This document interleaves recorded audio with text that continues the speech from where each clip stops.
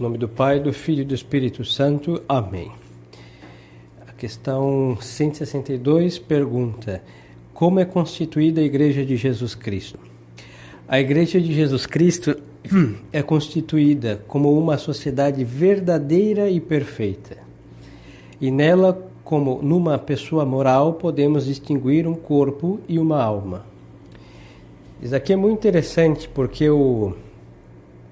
alguns conceberam a igreja como uma sociedade espiritual. Uma sociedade espiritual, assim, a sociedade é uma analogia, né? Mas, bom, no sentido espiritual, mas no sentido real é uma sociedade visível, a igreja. Não é, a sociedade não é uma analogia, mas é uma palavra muito própria para distinguir a igreja, que é algo visível, não? Então, nós temos o quê? Uma sociedade visível, verdadeira. Por que a igreja coloca uma sociedade verdadeira? Porque pode existir sociedades visíveis que são falsas. Não é pelo simples fato de ser visível que é verdadeira. E perfeita. A perfeição de uma sociedade consiste em que ela, em si mesma, tenha todos os meios para ela subsistir. Ela não precisa de outra sociedade. Então, por exemplo, uma sociedade humana está sempre precisando de outra. Não sei, um colégio, uma sociedade que está a serviço, supostamente deveria ser da verdade do ensinamento. Não, mas ele precisa de outras sociedades. Por exemplo, ele vai precisar ou da igreja, ser um colégio católico, ou do Estado, ser um colégio público.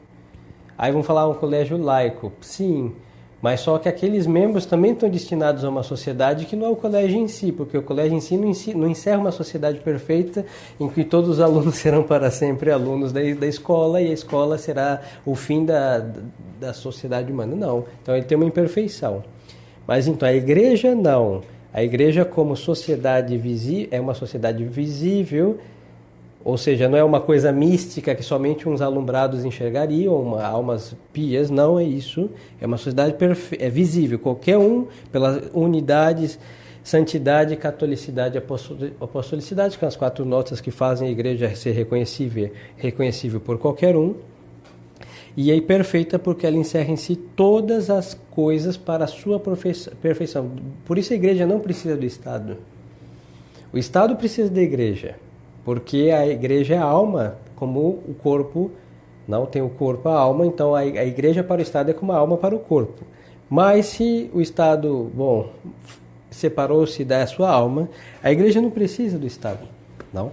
Porque ela é uma sociedade perfeita, em si ela tem todas as suas leis, o seu governo e os meios para subsistir sem a ajuda de qualquer outra sociedade. Inclusive de ordens religiosas, a igreja não precisa delas, não?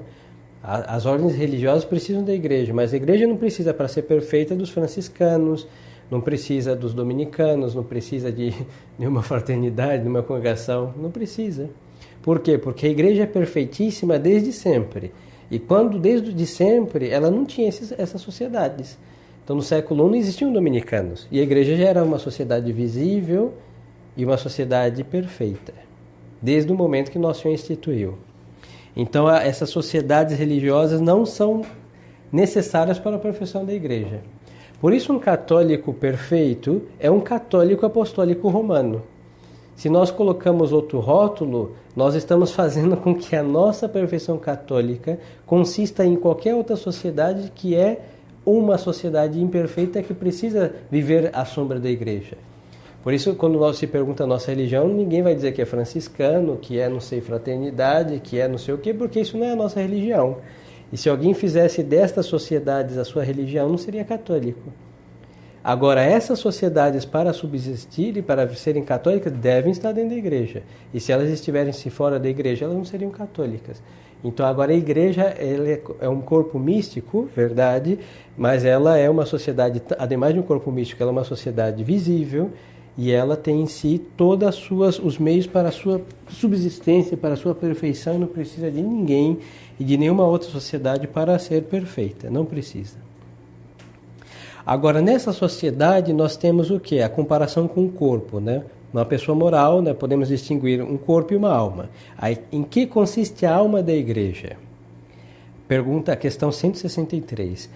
A alma da igreja consiste no que ela tem de interior e de espiritual, isto é, a fé, a esperança, a caridade, ou seja, virtudes teologais, os dons da graça e do Espírito Santo e todos os tesouros celestes que lhe provieram dos merecimentos de Jesus Cristo, Redentor e dos santos. Então, nessa sociedade visível, nós vamos fazer uma distinção entre corpo e alma. A alma da igreja são todos esses tesouros espirituais que ela tem, dela ou de outros membros dela que se comunicaram a ela. Por exemplo, Nosso Senhor, como sendo cabeça dessa sociedade, da sua abundância de méritos infinitos, se comunica à igreja como sociedade, e a sociedade vai comunicando as almas. Aqui também temos uma outra analogia, porque se diz com verdade católica que o Espírito Santo é a alma da igreja, porque ele dá vida para a igreja. Mas isso é outra consideração, não? Aqui é ver esses tesouros da igreja, dados suas virtudes, os dons do Espírito Santo e os méritos merecimentos de Jesus Cristo, nosso Redentor, e Deus, e de todos os santos, também participam desta alma da igreja. Questão 164. E o corpo da igreja, em que consiste? O corpo da igreja consiste no que ela tem de visível e de externo, quer na associação dos seus membros, quer no seu culto e no seu ministério de ensino, quer no seu governo e ordem externa. Então aqui é muito simples, porque é a mesma coisa que uma sociedade humana. Tem todo, não sei, tem o prefeito, tem as leis de trânsito, as leis civis, as penas, etc. Então agora a igreja, que não é uma sociedade humana, é uma sociedade divina, ela tem, como ela foi feita para as almas, para os homens, então ela tem leis para a santificação dos homens, tem punições, direito canônico tem excomunhões, que são dadas para as almas que incorreram em alguma dessas penas. Depois tem o culto que é visível e externo, não é um culto interior. É verdade que tem a parte interior, mas é um culto, é uma missa que nós ouvimos, não tem essa parte exterior. E tudo isso faz parte do corpo da igreja. Toda essa ordem externa, o governo, os ministros, as autoridades, a hierarquia católica, que é algo externo, que está para governar o interior dos homens, não as almas, pastoreá-los, mas é algo visível. Se vê um bispo, se vê uma diocese, se vê uma paróquia, se vê um pároco. Para nos salvarmos, basta sermos de qualquer maneira membros da Igreja Católica? É a questão 165. Não basta para nos salvarmos o sermos de qualquer maneira membros da Igreja Católica, mas é preciso que sejamos seus membros vivos. Então aqui só uma recapitulação. É uma sociedade visível. Ela tem corpo e alma, certo? Vimos o que é o corpo e alma da igreja. E aí, o que consiste o corpo, o que consiste a alma. E agora a pergunta é, para se salvar a gente pode ser só um católico de qualquer modo, do corpo ou da alma? Não é de qualquer maneira. Ser um membro bastaria para a nossa salvação. Aqui vai dizer: não basta para nos salvarmos o sermos de qualquer maneira membros da igreja, mas é preciso que sejamos seus membros vivos. Agora tem outra distinção. Quais são os membros vivos da igreja? Os membros vivos da igreja são todos os justos, e só eles, isto é, aqueles que estão atualmente na graça de Deus.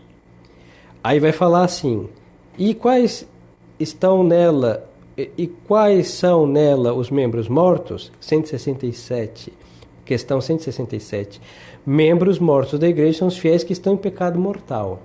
Então aqui tem uma distinção muito importante para não cometermos umas barbaridades por aí. É a seguinte: nós somos batizados, nós cremos e professamos a fé católica, e nós estamos subordinados às legítimas autoridades da igreja. São 3 requisitos para ser católico.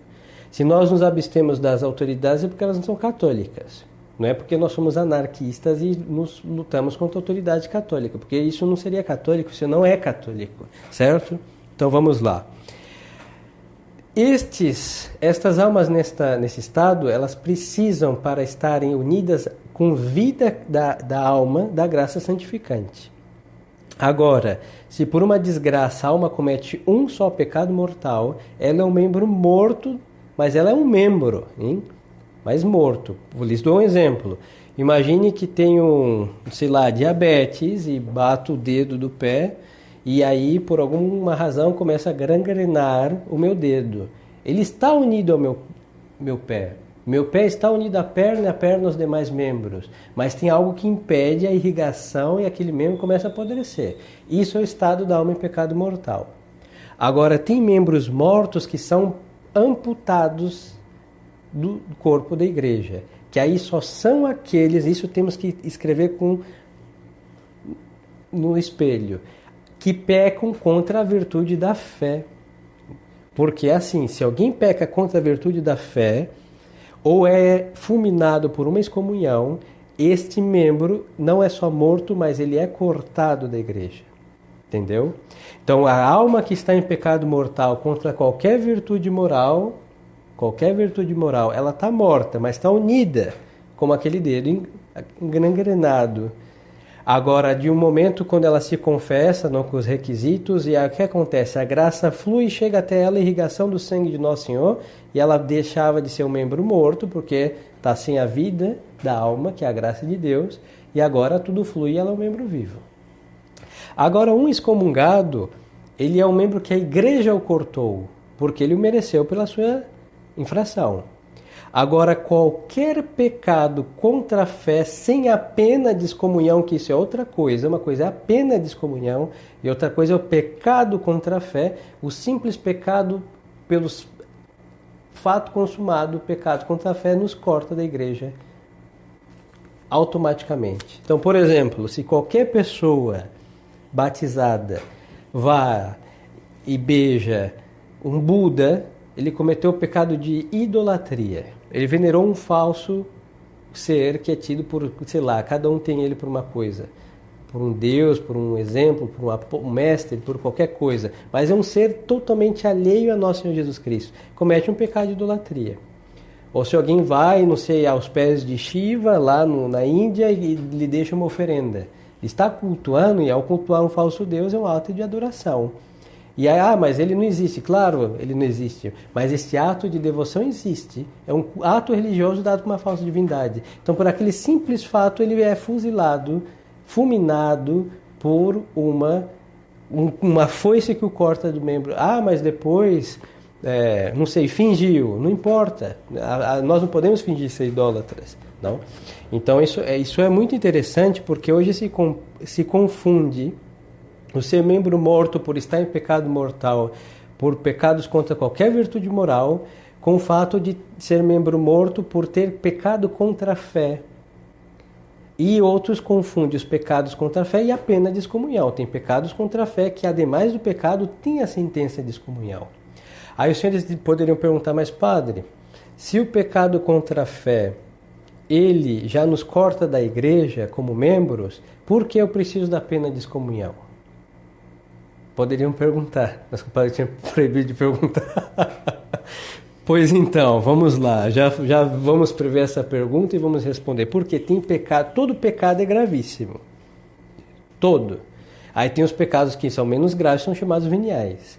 Agora, os pecados mais graves são os contra a fé do que os contra a moral. Porque os pecados contra a fé nós intentamos diretamente contra a divina majestade. Ou rasgando o que ele nos ensinou, ou corrigindo o que ele nos ensinou como se a verdade suprema tivesse errado. Então os pecados contra a fé são os mais graves. Os pecados contra a moral, contra qualquer mandamento que não toca a Deus diretamente, são pecados da malícia, da vontade do homem contra alguns ditames de Deus, mas não contra a verdade suprema necessariamente. Então o que acontece? Nos pecados contra a fé, que são gravíssimos, tem certos que a igreja coloca a pena de excomunhão ademais para mostrar a gravidade daqueles pecados. Todos são gravíssimos, mas tem uns que realmente excedem a outros. Por exemplo, o pecado da heresia. Alguém que começa a selecionar a doutrina católica e mesmo que acerte, porque segundo Santo Tomás, herege é aquele que seleciona. Então, se eu seleciono, mesmo acertando a minha seleção, qual é o problema? O problema é o seguinte, que a minha vontade, o meu critério é a suprema lei e não a verdade suprema é a lei que ilumina os meus critérios e desejos, não. Então o homem se coloca no lugar de Deus e diz, isso daqui, Nossa Senhora é Imaculada, mas eu creio por quê? Porque eu acho que é assim. Não, isso é herético. Eu tenho que crer por quê? Porque a igreja o definiu, porque Deus o revelou e porque todos os católicos sempre creram. Não? Agora então, este pecado de selecionar os artigos da fé tem uma pena de excomunhão. Por quê? Porque isso é gravíssimo. E normalmente o herege, ele não se contenta com ser herege, ele quer difundir isso. Heresia, então, ele vai ser um grande perigo para a sociedade católica. Então este tem um pecado de excomunhão. Agora, idolatria é um pecado contra a fé. Gravíssimo, mas só que ele não tem pena de excomunhão. Por quê? Porque normalmente idólatra é um que vai lá e apostatou ele, hein? Ele fez as suas cerimônias idólatras e depois ele foi embora. Tem uma questão do bem comum. É verdade que aquela alma é preciosa para o bem comum, mas uma coisa é um naufrágio pessoal e outra coisa é aquele que intenta um naufrágio de toda a sociedade católica. Então tem pecados que são... Ademais do pecado que a pessoa já se cortou do corpo místico automaticamente, a igreja o amputa com a sentença de excomunhão. Não. Este é o grande problema que nós vemos, que muitas autoridades, ou tidas por autoridades, pecam contra a fé. Se eu lhes digo que um beijo ao Alcorão de João Paulo II, isso não é um pecado contra a fé, nós vamos ter que recorrigir todo o nosso catecismo. Se nós vemos Madre Teresa de joelho diante de um imenso Buda, ele já é gordo, é imenso, mas era uma coisa monstruosa. E se ela me disser que não, ela não sabia o que era aquilo, não seria verdade, porque ela nasceu na Índia e está prostrada. Não, ela se agachou para esperar a oração passar, mas aquela posição é de reverência. E são pessoas que, pelo mínimo de catecismo, sabem que aquilo não se faz. Então, essas pessoas, pelo pecado, foram cortadas. Agora, outra coisa é que elas sejam excomungadas. Por quê? Para excomungar alguém, tem pecados que são ipso facto, não? Pelo mesmo pecado é fulminado automaticamente pela sentença de excomunhão. Mas só que, quando não é assim, a pessoa tem que ser julgada por uma autoridade, ou seja, alguém superior a ela. E, bom, no caso de um João Paulo II... Aí é o que diz o tradicionalista, precisa de um papa para julgá-lo. Mas isso não muda a história do curso das coisas. Ele já beijou o Alcorão e pronto. Recebeu a marca da Shiva na testa, pronto. Um dia vão sentenciá-lo, sim, mas o fato está consumado. Qualquer um que olhar com a luz do catecismo falar, não, isso é idolatria. Pronto. Então, é muito simples. Os senhores me entendem a diferença, não? Então, o pecado mortal contra qualquer virtude moral, ele nos corta, ele nos faz morrer no corpo místico, uma gangrena. Agora, o pecado contra a virtude da fé nos corta, ou a pena de excomunhão nos corta de pertencer, nos separa do corpo místico de Cristo. É verdade que depois este membro arrependido pode ser novamente unido ao corpo místico. Uma cirurgia... muito simples, que é abjurar o seu erro, abjuração e profissão da fé católica e arrepender, obviamente, antes. Se levanta a excomunhão dele, quando a autoridade permite, e ele volta à comunhão com a Santa Igreja. Outro pecado de excomunhão, gravíssimo, só para ilustrar, e aqui eu não me detenho, é o cisma. Alguém que se crê hipercatólico e começa a fazer, mesmo hipercatólico, faz uma igreja paralela à igreja católica. Por quê? Porque se ele faz uma igreja paralela à igreja católica, que é só uma, ele está aí desacreditando o quê? A unidade da igreja, a unidade da doutrina, do governo, dos sacramentos, tudo. É um cismático. Por exemplo, a igreja ortodoxa. Se perguntarmos para algum russo se ele é a igreja verdadeira, ele vai dizer, sim, somos, entre aspas, católicos. Eles nos ensinam para não confundir conosco. Mas eles creem que são a cepa fiel dos apóstolos. E eles fizeram o quê? Um governo à parte. Tem um patriarca, toda igreja oriental praticamente tem um patriarca, mas que é a suprema autoridade. Aí tem um problema com o papado. Não. E isso também pode acontecer, não sei, se qualquer uma tentativa tradicionalista, que Deus nos livre, se nós fizéssemos, mesmo para o bem, suposto bem da igreja, uma hierarquia paralela, dando jurisdição para o bispo que não tem, se eu acreditasse que eu fosse o pároco dos senhores, que seria um desatino imenso, e começasse a governá-los como faria um pároco, sem ter recebido essa autoridade de um superior, também seria um ato cismático. Então, se eu achasse que eu fosse o pároco e começasse a exercer meu ofício nesse sentido, jurisdicional, se tivesse algum bispo que me governasse como se fosse um pároco, o bispo diocesano, sem ter recebido isso do sumo pontífice, e pior, o desatino se alguém achando que podendo, nessa crise da igreja, eleger um papa, fizesse um papa à margem do governo e da sucessão apostólica e fizesse, seria um cismático. E tem isso, hein? Por aí tem muito. Uns não são por quê? Porque não, ainda tem a reta intenção, né? O Deus conhece, querem ajudar a igreja. Mas se olharmos bem, tem certas instituições ou congregações que parecem um cisma. Porque elas encerram em si todas as autoridades que nós não podemos apelar, porque são modernistas e elas resolvem tudo. Então, ao resolver-se tudo e ter em si toda a suprema autoridade, se passam por sociedades perfeitas. E uma congregação não é uma sociedade perfeita. Precisa de outra, que é a Santa Igreja, que são o descastério romano que cuida dessas congregações, por exemplo. Então, temos que ter cuidado com essas coisas. Mas então, pode alguém salvar-se fora da Igreja Católica Apostólica Romana? Aí vai dizer a questão 168. Não, fora da Igreja Católica Apostólica Romana, ninguém pode salvar-se como ninguém pode salvar-se do dilúvio fora da Arca de Noé, que era a figura desta igreja. Tem a bula Unam Sanctam de Bonifácio VIII, que descanse em paz, grande Papa, e que ele vai exatamente usar essas palavras. Assim como fora da Arca de Noé todos pereceram, assim quem está fora da igreja nesse dilúvio perece. Então, fora da igreja é o quê? É não pertencer à alma da igreja. Porque os membros mortos vão para o inferno e os membros amputados pela excomunhão, por qualquer pecado, também estão mortos. Uma coisa, não. Então, só os membros vivos. Então, por isso aquela pergunta dizia, basta para nos salvarmos, basta sermos de qualquer maneira membros da igreja? Não, tem que ser membro vivo. E aqueles que estão fora, eles realmente perecem mesmo. A pergunta 169.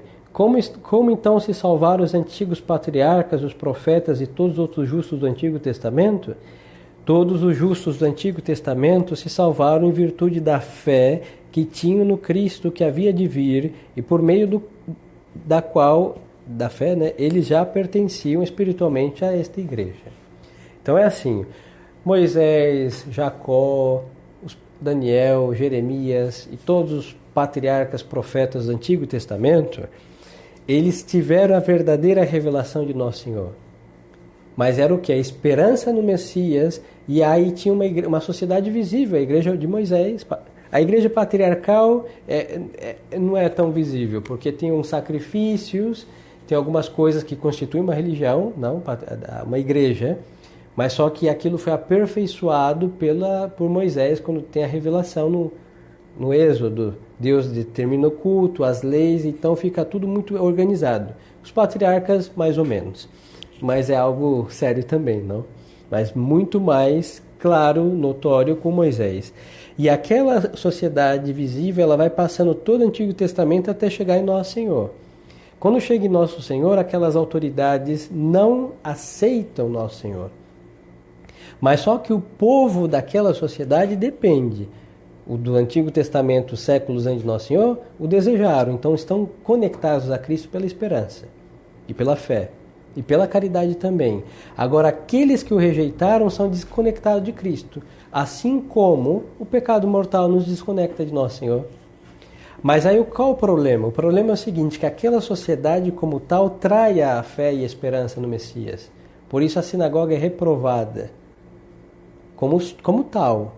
E alguns membros daquela sociedade que são fiéis a Deus que aderem aos ensinamentos de Nosso Senhor. Aí nós temos apóstolos, daquela multidão que seguia Nosso Senhor alguns, e aí começa a dilatar-se o reino de Deus, Nosso Senhor, a Santa Igreja, entre os hebreus. Mas então, não é a igreja, a sinagoga que vira igreja, não é isso. A sinagoga naufraga e Deus faz uma outra sociedade que não tem absolutamente nada que ver com a sinagoga dos judeus. Aí fala, padre, mas os senhores têm o Antigo Testamento, que a maior parte da Bíblia é verdade, nós temos o Antigo Testamento.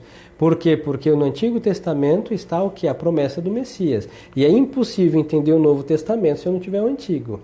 Agora, não temos o Antigo Testamento por judaísmo, nada. Tanto que é proibido até o candelabro de 7 velas a menorá dos judeus, por iluminação que dê, é proibido dentro de um templo católico, porque para não confundir, a Páscoa dos judeus é outra Páscoa, tem Pentecostes, mas não é o mesmo Pentecostes dos judeus, não? São coisas totalmente diferentes. Ficaram um nome porque Nosso Senhor, o Espírito Santo veio em Pentecostes, coincide com o Pentecostes deles, mas nós não celebramos o mesmo. Nosso Senhor ressuscita na Páscoa dos judeus, mas não é a Páscoa dos judeus que celebramos. Então, agora, aqueles profetas, aquelas almas fiéis do Antigo Testamento, elas eram católicas. Porque estavam conectados com Cristo, nós temos o quê? Nosso Deus e fundador. E a igreja é o quê? É o corpo místico de Cristo. Então eles eram católicos. Se eles estivessem aqui, estariam felizes de ouvir o nome deles no catecismo, e teriam assistido a missa e comungado, estariam católicos. Falando, olha, nós esperamos milênios.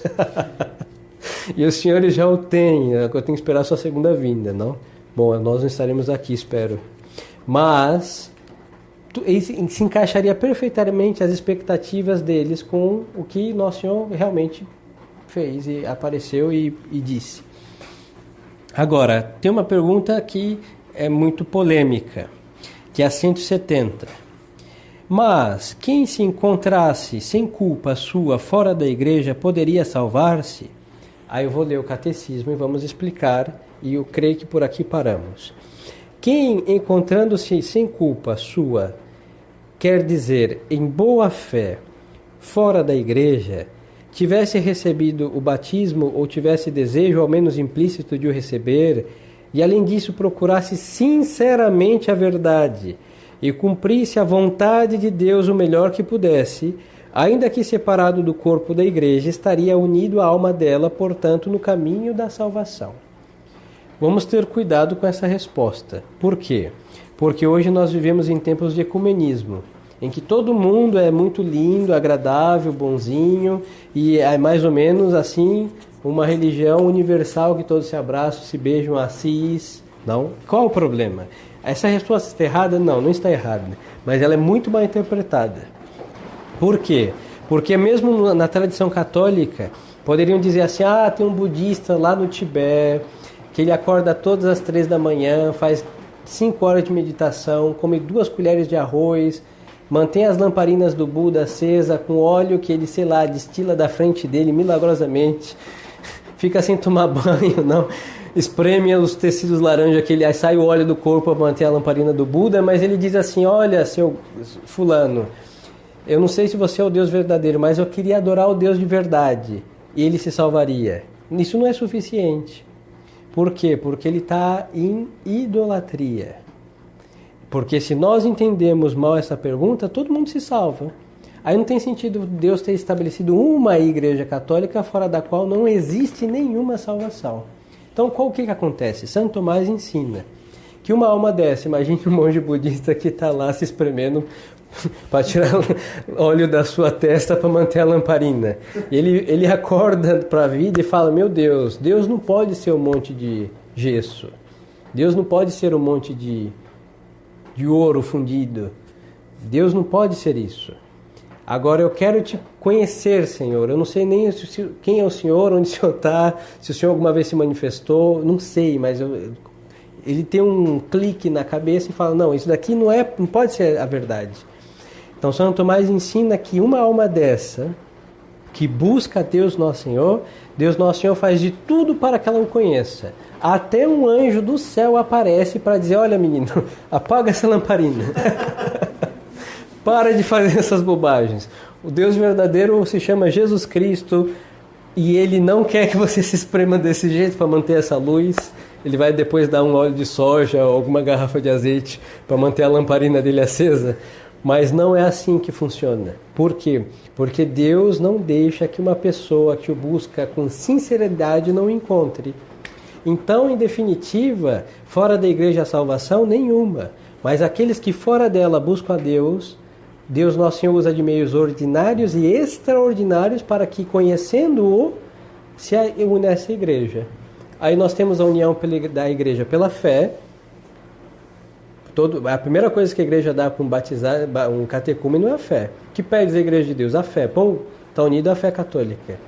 Depois, o que ele precisa? Ele recebe o sacramento do batismo. Aí então ele está conectado à igreja. Então ele tem o desejo de ser batizado. Perfeito. Nosso Senhor vai corresponder ao desejo. Os desejos do coração do homem, os desejos sinceros não ficam insatisfeitos. Deus vai fazer com que, não sei, um dia pode ser que esse monge caia lá do Tibete numa montanha, o outro ajunte e fala, qual é o seu último pedido? Olha, fulano, pega a água do rio glacial e vai ser a última água que ele vai tocar em vida. E diga assim, eu te batizo em nome do Pai, do Filho e do Espírito Santo. O outro nem sabe quem é o Pai, nem sabe quem é o Filho, nem o Espírito Santo. Não, meu último pedido. Pode ser que ele saiba isso que é para ser batizado. Por quê? Porque um anjo da guarda pode lhe dar um catecismo. Para Deus não custa nada e para o anjo não é só uma pena da asa dele. Então não podemos ficar pensando que é assim, não. Ele era reto, um grande iluminado, um guru da Índia, morreu, foi para o céu. Não, ele foi um guru para a Índia, ele não vai para o céu porque ele foi um idólatra. E ele endemoniou um monte de gente. Não serve. Não. Agora, se ele estava naquele meio idólatra, confuso, cheio de paganismo e absurdos satânicos, mas buscou o Deus verdadeiro, ele vai conhecer Nosso Senhor. É um missionário que vai cair lá, um São Francisco Xavier, como aconteceu há mais de 500 anos atrás. Depois foram outros jesuítas que tentaram.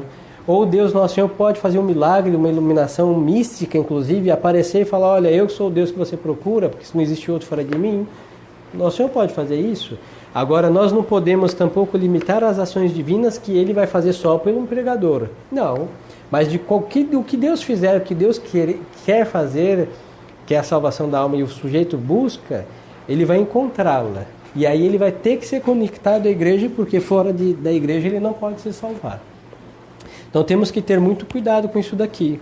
Porque graças a essa pergunta essa resposta mal interpretada, hoje qualquer um se salva. Entre aspas. Aí o grande budista, o grande protestante, a Rússia velhinha que tinha um ícone de Maria Santíssima lá na Rússia, lá no Tibete. Não. Mas o comunismo, não serve isso. Se ela foi realmente devota de Maria Santíssima e honrava o filho de Maria Santíssima e queria ser de fato católica, ela era, se ela quisesse, e Deus, Nossa Senhora, pela devoção dela para com Maria Santíssima, ia ajudá-la de algum modo a ela ser católica, e não ortodoxa, cismática e com aparência católica, não. As aparências não, Deus muda a essência das coisas, e aí realmente ela deixa de ser cismática e vem a ser católica. Mas com uma convicção também, hein? Não é que Deus a iluda com a heresia e o cisma, e diante dele ela é católica, mas não, isso não existe. Diante de Deus as coisas são como são. Se ela é herege diante de Deus, ela é herege diante de todo mundo. E se ela é católica diante de Deus, ela vai ser diante também de nossos olhos. Não? Então, ter muito cuidado. Então, todos aqueles que estão fora da igreja, e a igreja coloca coisas sérias, estão fora da igreja, tivesse recebido o batismo, ou no caso dos cismáticos, não? O protestante, herege também, cismático, um ortodoxo, entre aspas, e depois, ou menos o desejo de o receber, e além disso, procurasse sinceramente a verdade, não uma procura, mas com uma procura sincera, e depois cumprisse a vontade de Deus e se esforçasse para isso, o melhor que pudesse, ainda que separado do corpo da igreja, estaria unida à alma. Mas só que esta é o que Deus vai fazer? Vai fazer de tudo para que ela se una a tudo. Deus não faz nada pela metade. Então vai fazer com que ela... Então, em definitiva, ou um santo aparece, o anjo da guarda se aparece também, ou Nosso Senhor lhe diga... O Santo Tomás dizia que Deus fará de tudo para que aquela alma conheça Nosso Senhor. Aqui também se agrega algo que no tempo de São Pio X não existia, mas não muda que a verdade é perene com os meios ou sem eles de comunicação. Hoje, qualquer coisa que nós queremos encontrar, a gente busca e digita e aperta a tecla Enter. Então é muito difícil alegar que as pessoas sejam ignorantes e invencíveis. Olha, é muito difícil, então isso não serve. Porque hoje, se as pessoas não procurarem, é porque elas não têm interesse. Falar os meios, sim, mas se ouve de Nosso Senhor, hein? Hoje eu creio que não exista uma pessoa que não tenha visto uma cruz. Talvez uma tribo muito plantada no meio de uma floresta muito densa, talvez, mas essas são exceções, hein? Mas o comum dos mortais tem um acesso ao Nosso Senhor, e por isso a recusa é universal, porque o acesso é facilíssimo. E isso incrimina mais o homem do que o justifica na sua falta de busca a Deus Nosso Senhor.